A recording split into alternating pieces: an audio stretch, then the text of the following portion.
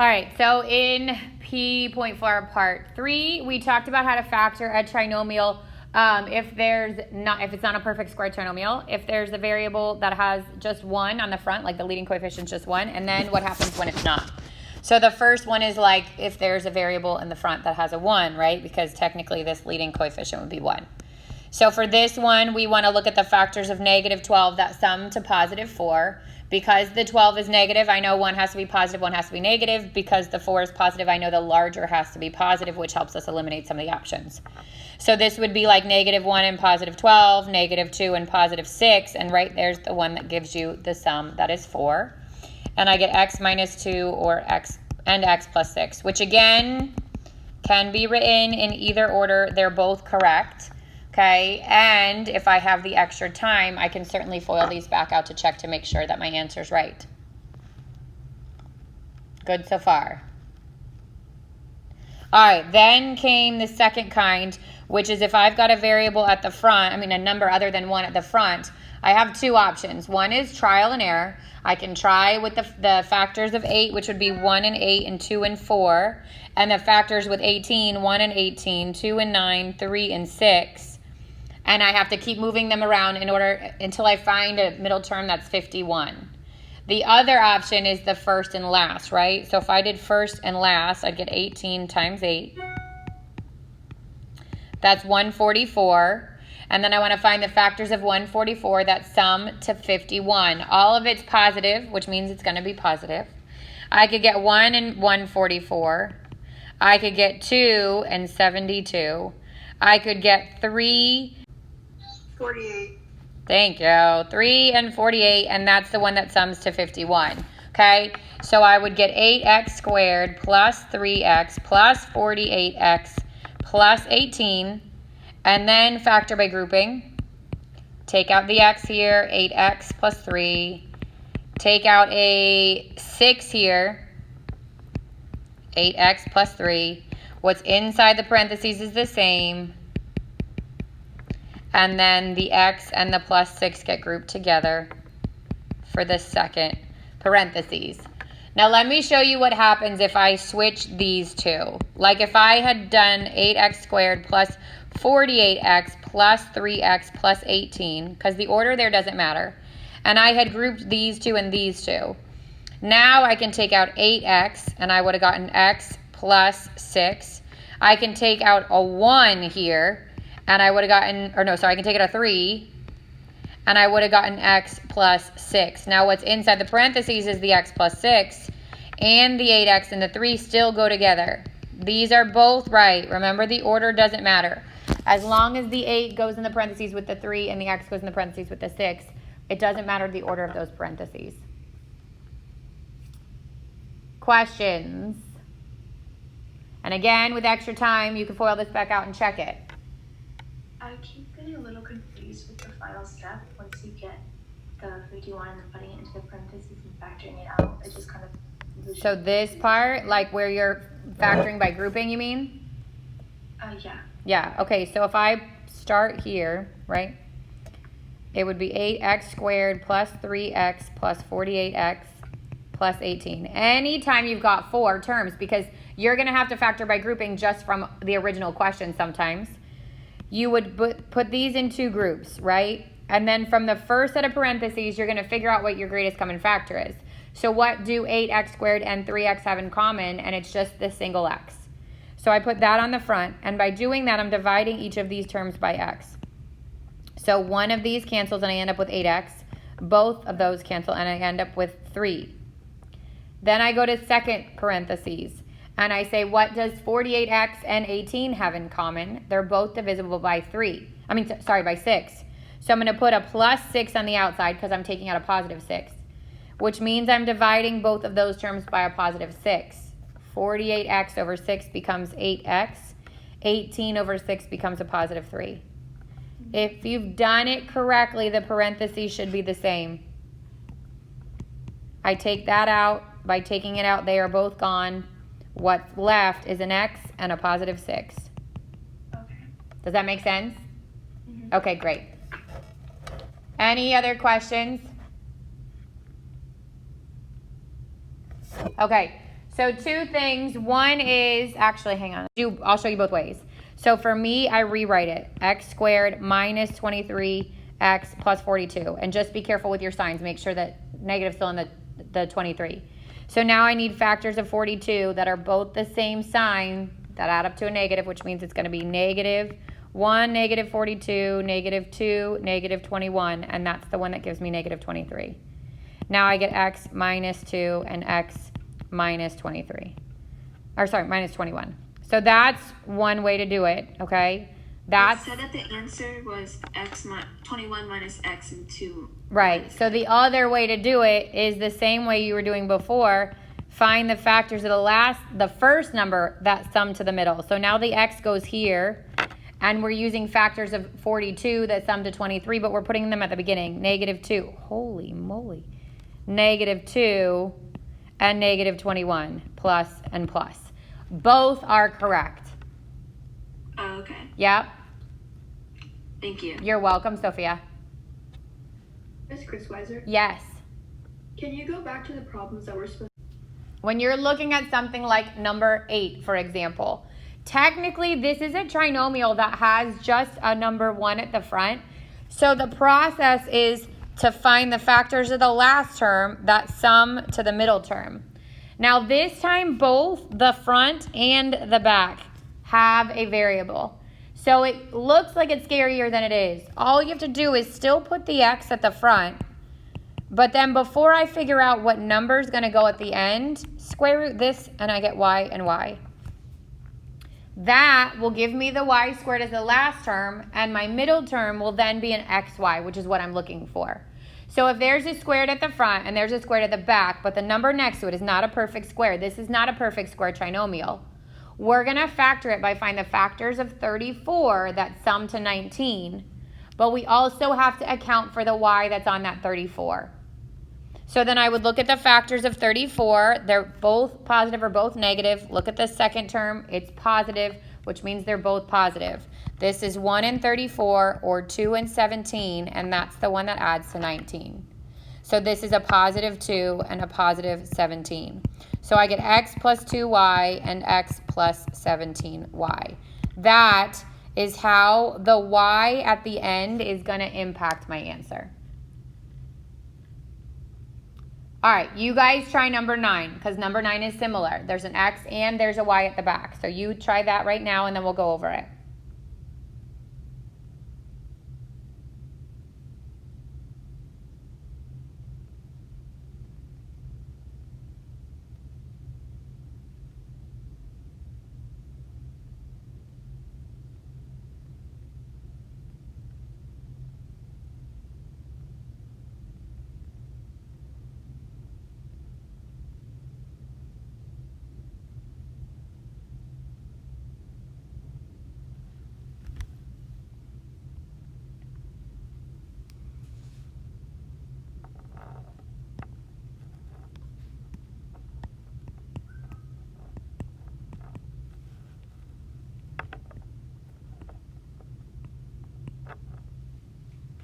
All right, so I've got the x in both the spots at the front, the y in both the spots at the end, and now I'm looking for the factors of positive 48 that sum to negative 16.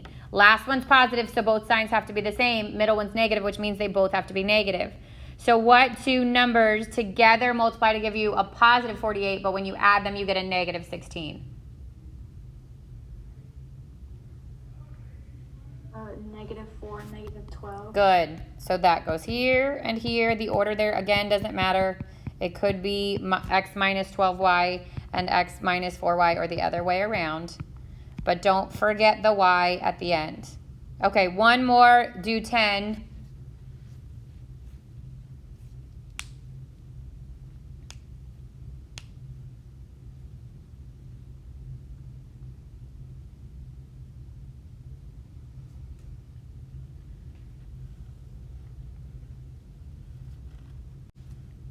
All right, so what are the factors of a positive 49 that add up to a negative 50?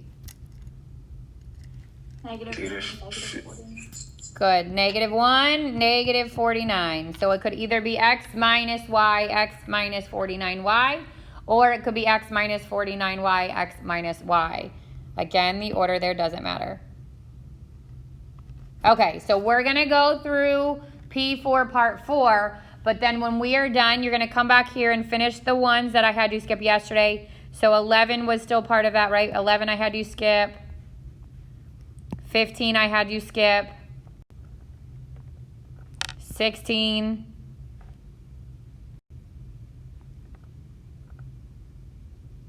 27 and 28. So when we're done with those notes, you can come back and work these out. These are exactly the same that we just did, okay? So the ones at the end still have a number at the front, which means you're going to have to either use the first and last or trial and error, but that both of those parentheses are going to have a variable at the front and then the back, okay? And then you are going to resubmit last night's homework with it completely done. So you're going to submit to the same assignment, which means when I go grade it, there should be 2 submissions, one from last night and one from today. But I want to get through the notes for part 4 first, so we're going to do that. Those confuse.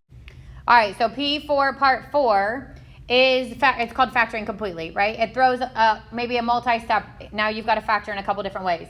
This is the last section that's going to be covered on your test, which again is Tuesday of next week. It's P2 to P4. So remember how big P2 was. P3 was really only like a day and a half, but P4 was also a beast, right? We split them into a bunch of sections. So all of that content, which starts with the radicals, the exponents, all that stuff into factoring, is going to be on your test next Tuesday. This is combining all the types of factoring. So if you are looking at a factoring problem, you might have to factor more than once, okay? The first thing you want to do, and this is always step 1, is check to see if you can factor out a greatest common factor. Because if you don't, you may not be able to move further, but if you do, you can factor it further. So that's step 1. Always check to see if you can factor out a greatest common factor. Wait, is this on Canvas or are you just showing us? No, this is on Canvas. This is the P4 part 4 notes. All mine says is. So that's first step, greatest common factor. Then how you proceed after that is based on how many terms you have. If you have 2 terms, okay, you're going to check for 2 things. Difference of 2 squares or sum and difference of cubes. Difference of 2 squares is going to be literally a minus in between. They're both going to be perfect squares, right? 2 terms, minus between, both perfect squares. And that's when you square root, one gets a plus, one gets a minus. If they are both perfect cubes, so something raised to the 3rd power, right? Then you're going to go through the sum or the difference, because it can be adding or subtracting, of the perfect cubes. Now, if there's 4 terms, we're going to factor by grouping. That's the most obvious one. If there's 3 terms, then first see if they're perfect squares. If it's a perfect square trinomial, we square root, sign from the middle, put it in parentheses, square it. If there's a variable at the front with no 1 on the front, then we're looking for the factors of the last term that sum to the middle. And if there's something on the front, this is where we do our trial and error or our first and last. So there's 3 options when there's 3 terms. All right, so let's work through some examples because they're all going to be different, right? So if I look at number 1, it says factor completely, first of all, right? Where do I start with this one?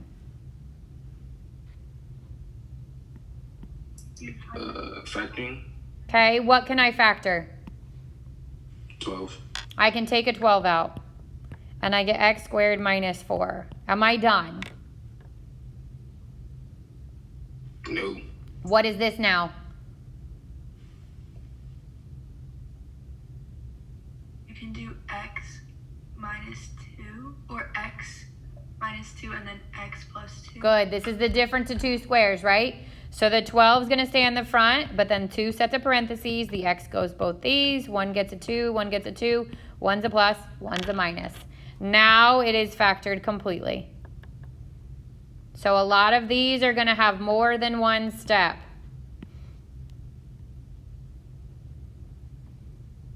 Go to the second one. Where do I start?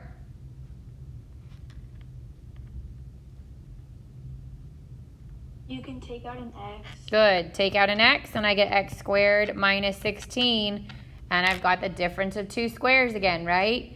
So the x on the front stays there. 2 sets of parentheses, x and x. 16, square rooted is 4 and 4. 1 gets a plus and 1 gets a minus. Now, if this is an open-ended question on your test, there is no spaces. You won't type a single space on your entire test if it's just factoring, okay? So just keep that in mind. If I'm going to short answer these answers, it's going to be x, open parentheses, x plus 4 with no spaces, close the parentheses. The greatest common factor should always be at the front, but this could also be x minus 4, x plus 4. So both of these are acceptable answers, but the greatest common factor should always be at the front. All right, number 3. What do I do here?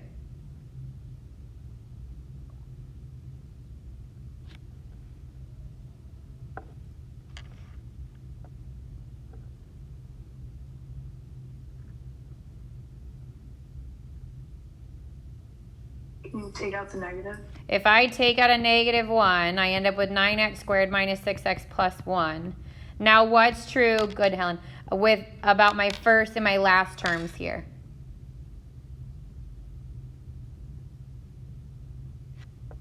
They're both perfect squares, right? So let's test to see if this is a perfect square trinomial. We would square root the first term, I get 3. Square root the last term, I get 1. That's 3 is the product.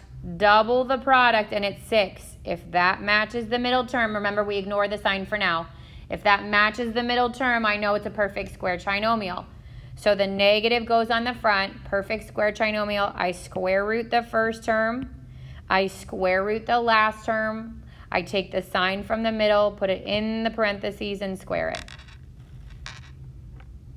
Now, if you had gone the long way, like the one we just finished, where you multiply the first and last, you will get the same answer. It will be negative 3x minus 1 times 3x minus 1. So those are the same things. Keep that in mind.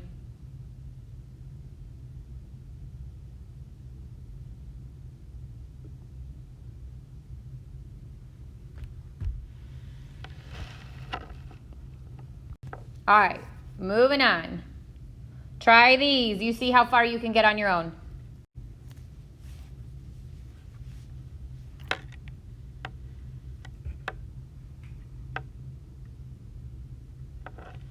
You can factor out 3x.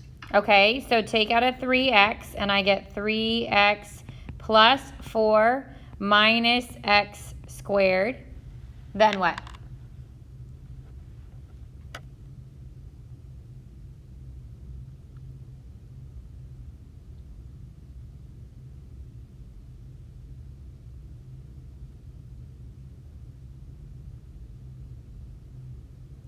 So me personally, I would rearrange this so that my 4 is at the front, the 3, you always want your middle term to be your middle term. So I would rearrange this so that it's 3x, 4 plus 3x minus x squared. If the x squared was positive, I would have pushed it to the front. But because it's negative, it doesn't really matter. I'm going to have a negative in there somewhere. So now this is 3 terms. There's nothing on the front of the x squared, which means I'm going to do 3x here. And then I'm going to put an x and a negative x because one's got to be positive, one's got to be negative. And then I'm going to do trial and error with the factors of 4. So I can do 4 as 1 and 4 or 2 and 2. If I did 1 and 4, right, this is plus, this would give me a negative x. This would give me a positive 4x, and there's my 3x that matches my middle term. So I got lucky this time, okay, and I switched it. I swear I didn't know ahead of time. I got lucky, and I picked the ones that make sense. If you had gone through the other ones, they wouldn't have worked. If you switch the order here, it's okay too. If you have negative x plus 4 times x plus 1 with the 3x at the front, it's okay. If you took a negative 3x out, then all your signs are going to be opposite, but it's still right. All right, who can tell me how to start 5?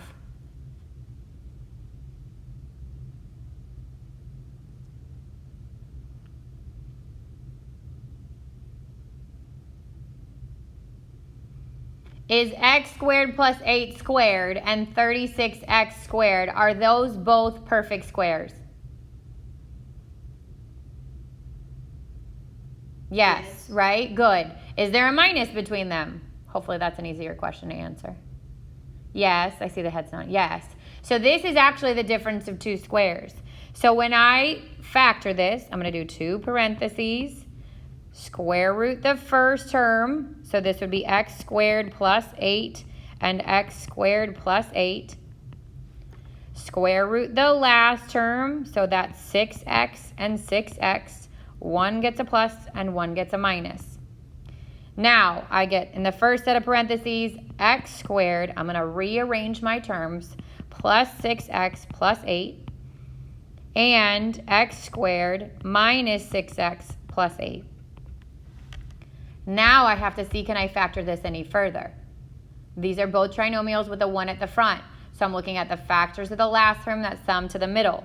Are there factors of positive 8, which would be 1 and 8, 2 and 4, that sum to positive 6?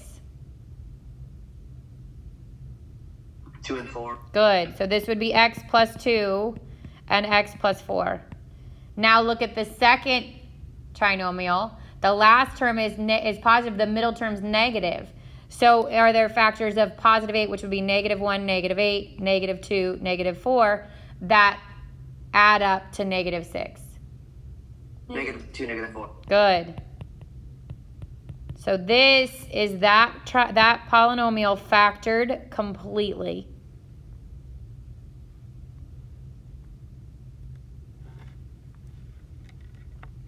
Okay, that's a beast. Okay, you got to just go step by step. Wait, I didn't catch that last part when you were breaking down the numbers for First set of parentheses, second set of parentheses, or both? the second. Second. So this is a positive 8, right? And it has to sum to a negative 6. The 8 being positive means they both have to have the same sign. The sign's got to match the middle. So they both had to be negative. The factors of a positive 8 that are both negative are negative 1 and negative 8. That would have summed to negative 9. Or negative 2, negative 4. That sums to negative 6. So that's the combination that works. Okay. Yeah, I just spaced out for a second. That's okay, as long as you come back. Questions on either of those? All right, again, try these last two and then we'll go over them.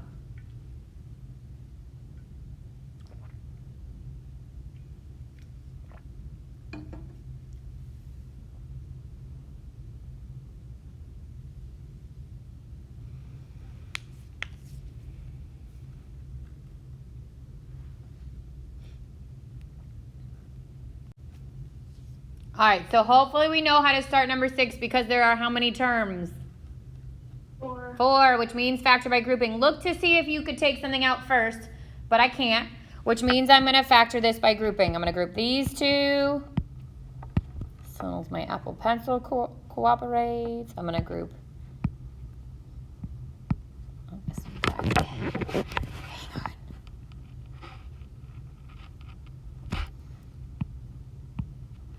These two and these two. What can I take out of the 3x to the third and x squared? X squared. X squared. And then 3x plus 1. Second set of parentheses. Negative 9. Good. I need the signs to change, so it has to be negative. They're both divisible by 9. Now I get the 3x plus 1.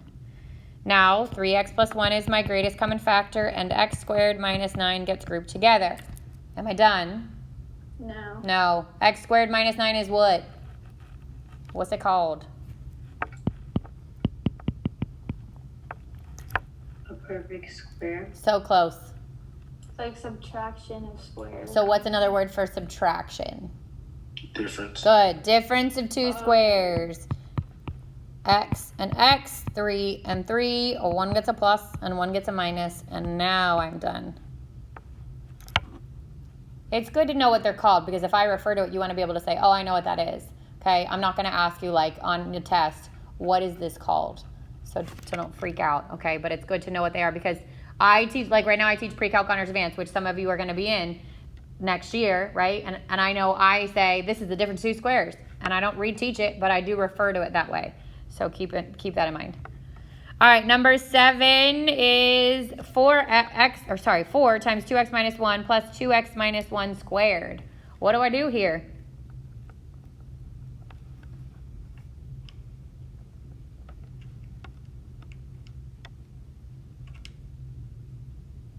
Is there something I can factor out of both terms? 2x minus 1. I can take out the 2x minus 1.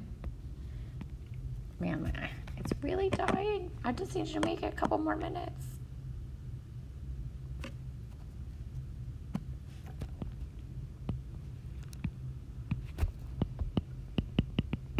So I took it off of here. I took one of them out of there. There's still one left, which means this would be 4x plus 2x minus 1.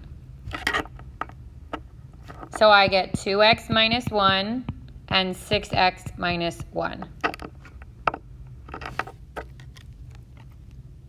You would actually get the same thing if you expanded and FOILed this out, distributed the 4x, and got a trinomial at the end and then factored it back out. But obviously, this is a crap ton easier, okay? That would have been a lot of work to have to go through to get to the same answer. So always look for your greatest common factor first. And if this was a minus, it would have changed the signs of both of the terms that follow. So be careful.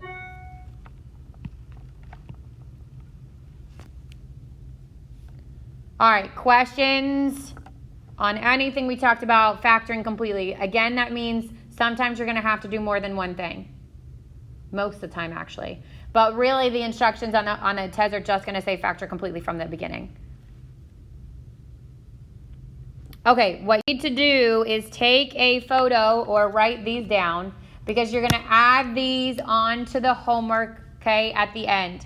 So either take a photo or write these down. There's 6 of them. And add them on to the homework that you're going to finish from last night. I should make a funny face. I'm in the background making an idiotic face of all your photos. Take a photo of these or write them down. We've got 6 minutes for you to do that. You could either copy them down or take a photo. And then start, and this is the number 3, that is 2x cubed at the end, or 2y cubed. Okay, I know that's teeny tiny.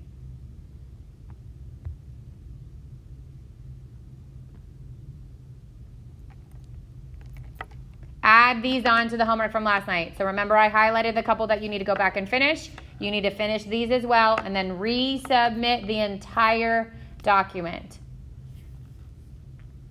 Is Chris Pfizer? Yes. I had a question on last night's homework. Okay.